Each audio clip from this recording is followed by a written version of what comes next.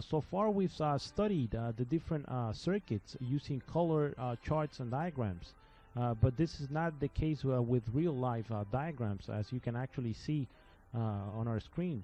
And we can actually let's study the actual current path of this power window circuit using an actual wiring diagram.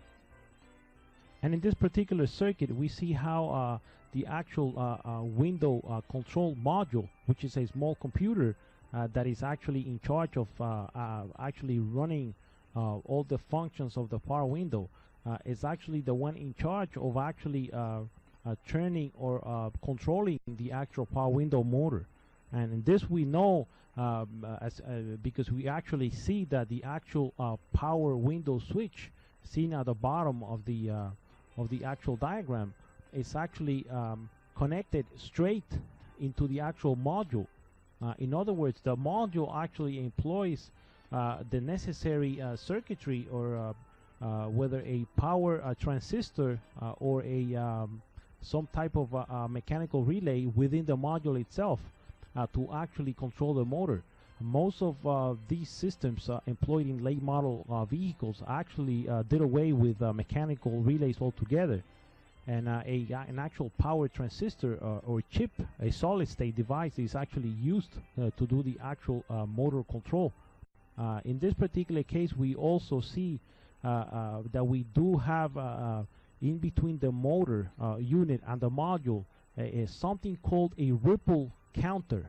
And a ripple counter is nothing more than a circuitry or a chip that actually counts the number of current humps that we actually saw before when we did the actual clamp-on amperage test. And this, what it is, it's simply a circuit that counts the actual humps created in the actual motor circuit whenever the motor commutator crosses the actual carbon brushes within the motor itself. Anytime the commutator actually turns and crosses the actual carbon brushes, a hump or a slight surge is going to be created.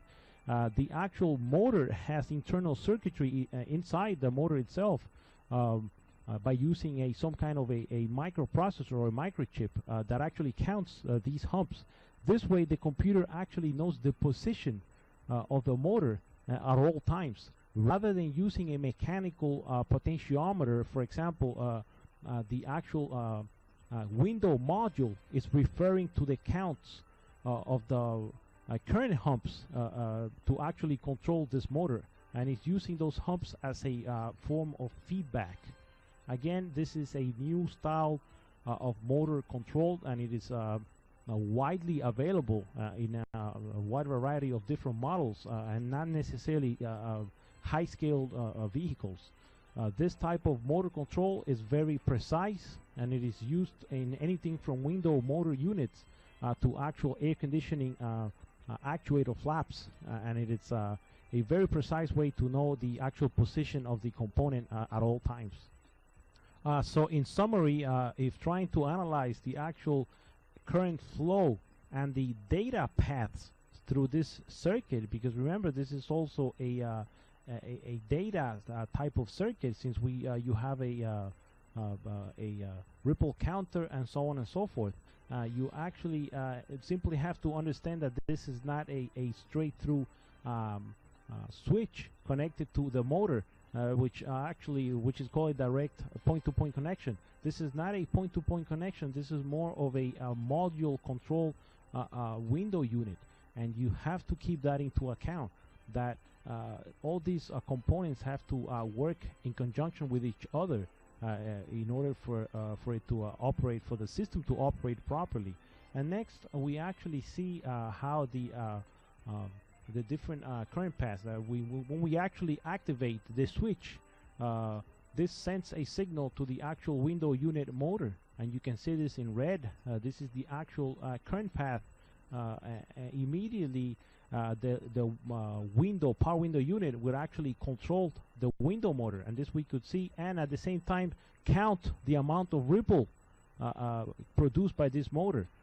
The ripple counter accesses that information and passes it on through these three lines interconnected to the actual power window unit. The ripple counter, it's built inside both the actual motor unit and the actual window module unit, and this information is passed back and forth, and this is how the actual motor is controlled. Whenever this type of system, whenever the actual window reaches the top, the actual motor will be shut off, because no more ripples are going to be counted. Rather than using a different method, for example, in the older systems, you would use some kind of thermal relay within the actual switch itself, which is a mechanical component. As soon as the module sees that no more ripple is being detected, the motor is not turning, it would immediately shut off the actual motor.